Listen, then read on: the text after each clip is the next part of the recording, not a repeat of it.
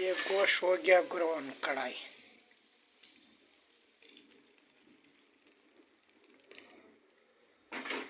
ये हो गया टमाटर, ये हो गया मसाले, ये हो गया अदरक और नींबू का पिसा हुआ पानी, ये हो गया मिर्च। यह भी तैयार होएगा थोड़ा 10 मिनट में। ये है बट कढ़ाई।